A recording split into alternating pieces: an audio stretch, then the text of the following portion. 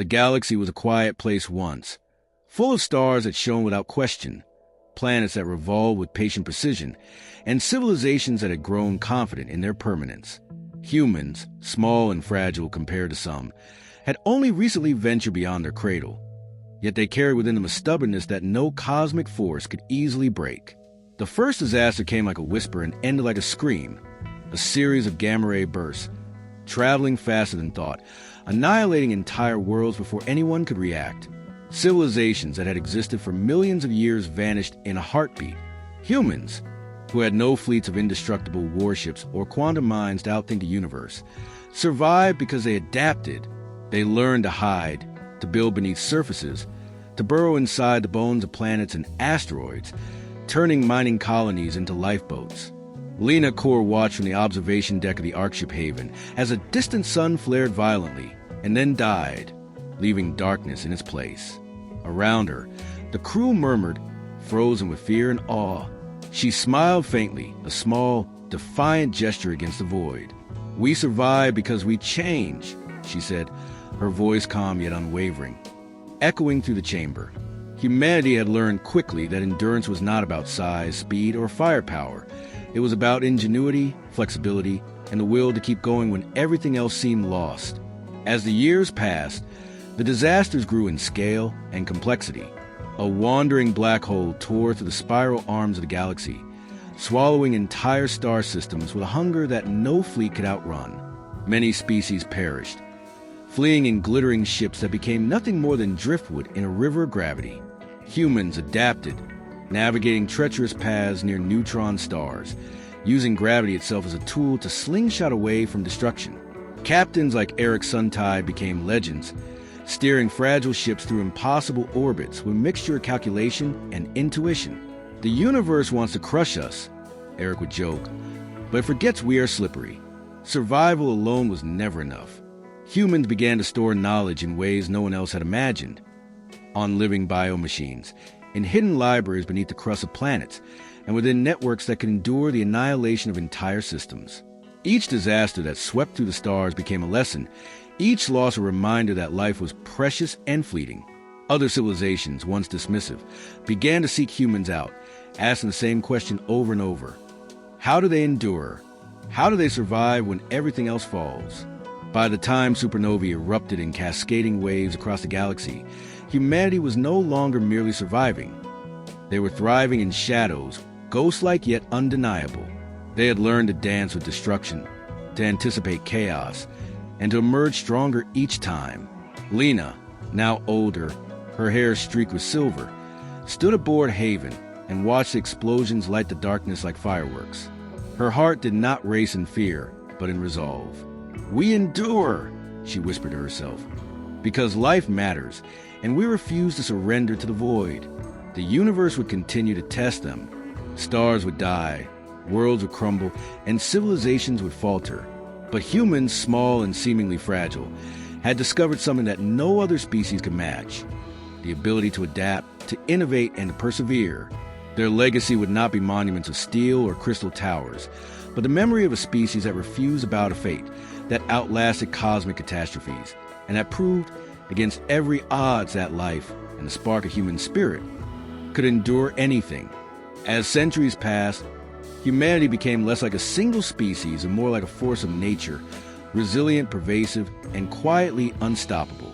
They no longer depended on glittering empires or fragile alliances. They relied on their ability to think, to innovate, and to endure.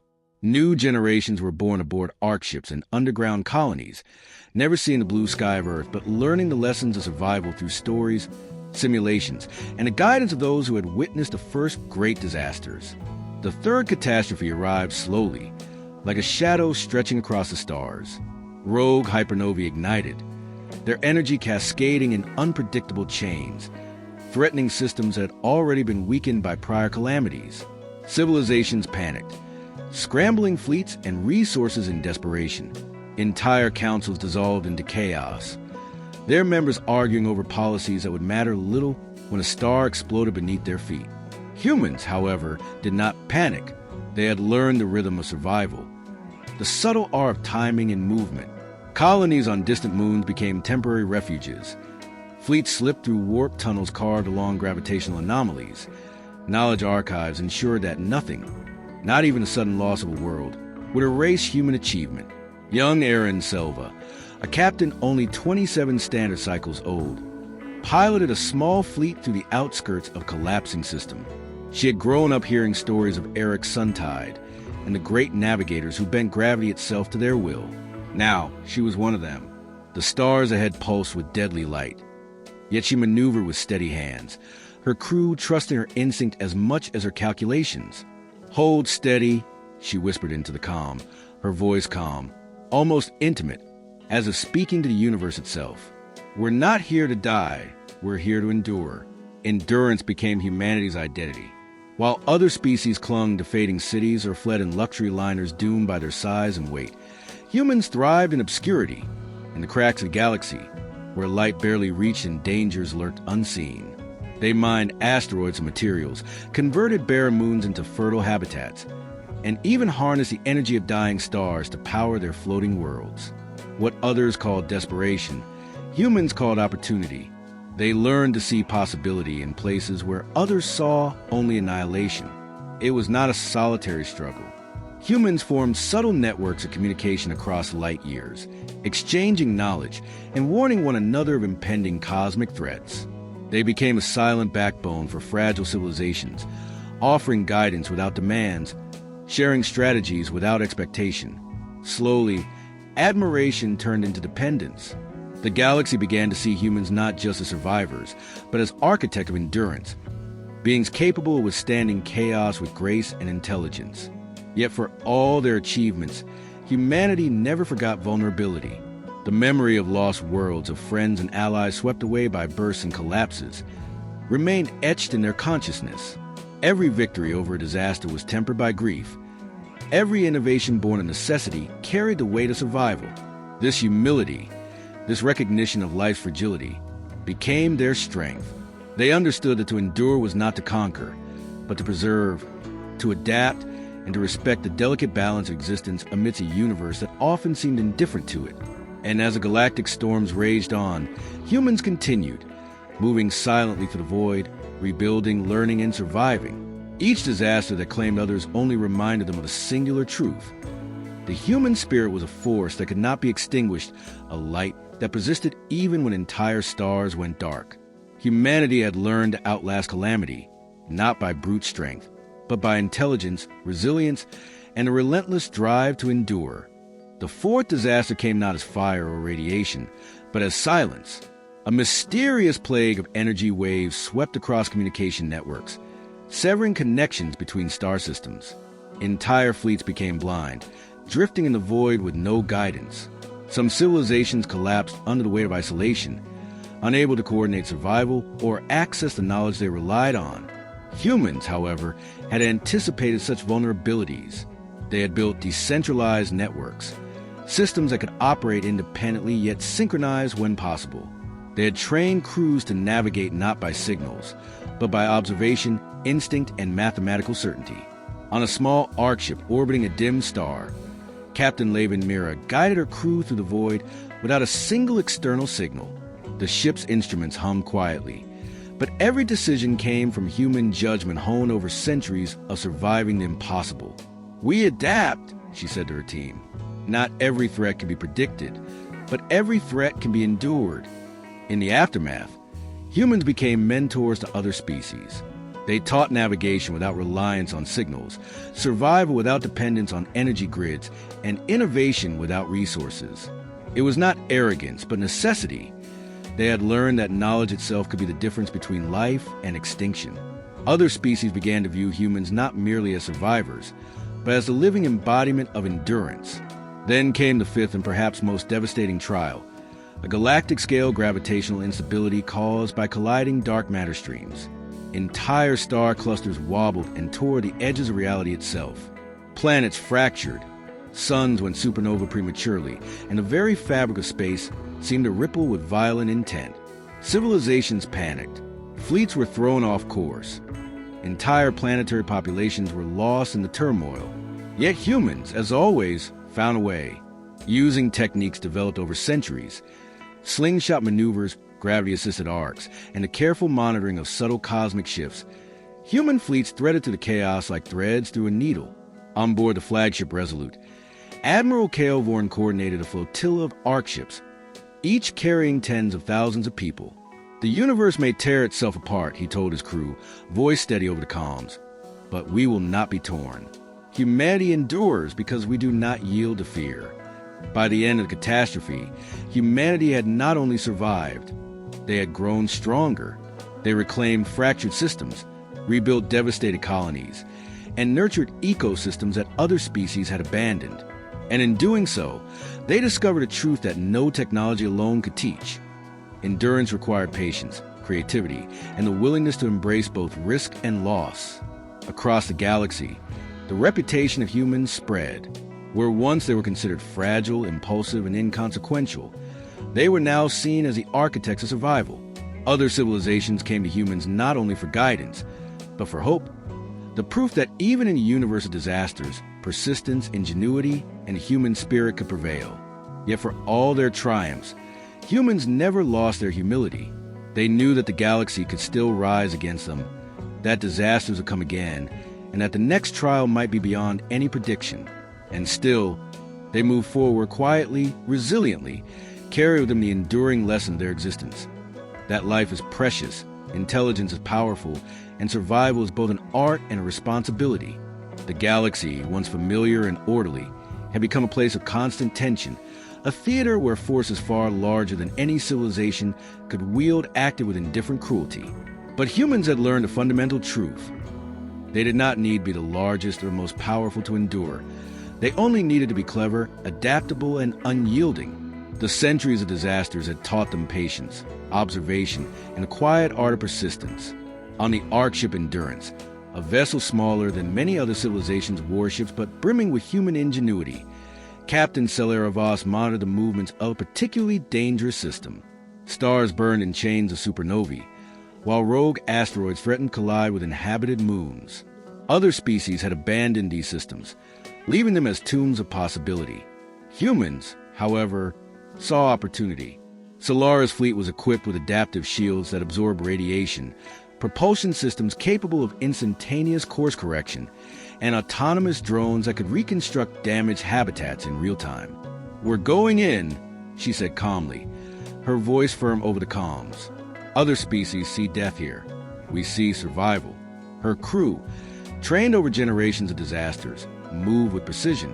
Systems that might have destroyed less adaptable civilizations were mapped, measured, and used to their advantage. Asteroids were nudged into safe trajectories. Radiation belts were used to power emergency systems, and destabilized moons became temporary shelters. Humanity had transformed what others feared into tools for survival. It was not just technology that ensured survival. It was culture, philosophy, and a mindset honed over centuries of endurance. Humans taught themselves and one another to expect disaster, to plan for failure, and to improvise solutions where none seemed possible. Young children were educated aboard arc ships in real-time disaster simulation exercises, learning to navigate systems in chaos, repair critical equipment under duress, and make life-or-death decisions with clarity and composure. Humans did not merely survive. They evolved to thrive in environments that would have crushed every other species. Yet even as humans demonstrated their ingenuity, the galaxy continued to test them. A series of gravitational waves, unseen but devastating, tore through clusters of stars. Entire colonies were shaken, orbital paths destabilized, and delicate ecosystems threatened to collapse. Many species, no longer able to cope with repeated catastrophes, disappeared entirely. Humans, however, adapted with a combination of foresight and creativity.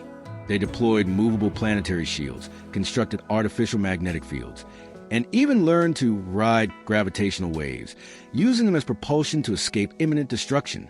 Where the galaxy created chaos, humans found movement. Where others saw finality, humans saw continuation. In the midst of this, humans began to establish networks of cooperation, not just within their species, but across civilizations.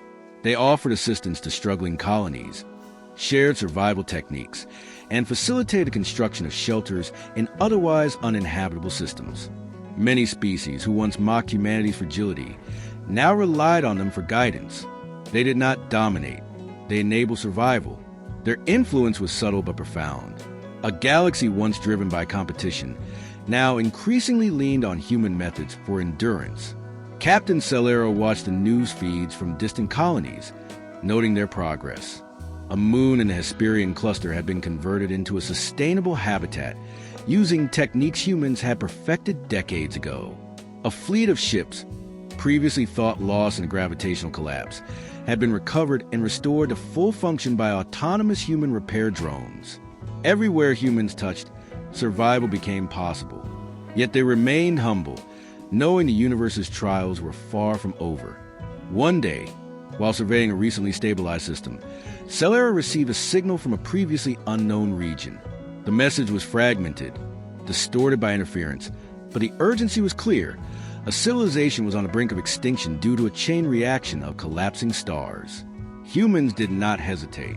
They dispatched an expedition fleet, small but highly skilled, led by a veteran named Cale Vorn. His experience navigating chaotic systems was unparalleled, and he commanded respect through competence, not fear. As Cale's fleet approached the endangered system, the dangers became immediately apparent. Stars in rapid succession were collapsing into black holes. Radiation storms lashed the remains of planets, and debris fields threatened to tear ships apart. Other species would have retreated, but humans thrived in the storm. Using graviton slingshots, radiation deflectors, and modular shielded habitats, Cale guided his fleet to the planet, where the last survivors clung to life. On board the rescue ships, children and elders alike were evacuated first, moved into protective pods that adjusted their environments in real time. Autonomous drones constructed temporary shelters on safe moons, while medical teams stabilized those weakened by radiation or trauma. The operation was perilous, yet human coordination and ingenuity prevailed. By the time the gravitational chaos reached its peak, the fleet had saved thousands. A civilization that would have vanished had endured because humans refused to let it fail. This pattern repeated itself across decades.